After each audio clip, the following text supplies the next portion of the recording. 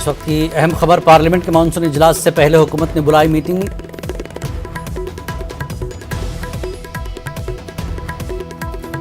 सत्रह जुलाई को सुबह 11 बजे ये मीटिंग होगी। तो पार्लियामेंट के मानसून इजलास से पहले हुकूमत ने मीटिंग बुलाई है। हस्ब रिवाज जिस तरह से मीटिंग बुलाई जाती है ताकि पुरअमन तरीके से पार्लियामेंट की कार्रवाई को चलाया जाए। 17 जुलाई की सुबह 11 बजे ऑल पार्टी मीटिंग बुलाई गई है ताकि पार्लियामेंट के मानसून इजलास को ठीक ठाक तरीके से चलाया जाए।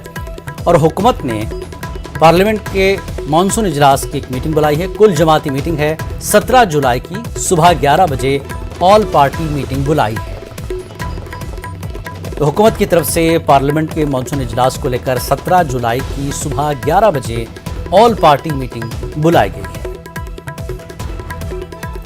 बड़ी खबर इस वक्त की, पार्लियामेंट के मानसून इजलास से मुताल्लिक हुकूमत ने एक मीटिंग बुलाई है जो कि 17 जुलाई की सुबह 11 बजे ये मीटिंग बुलाई गई है। ऑल पार्टी मीटिंग है जो 17 जुलाई को होगी। पार्लियामेंट के मानसून इजलास से पहले हुकूमत ने कुल जमाती मीटिंग बुलाई है 17 जुलाई की सुबह 11 बजे।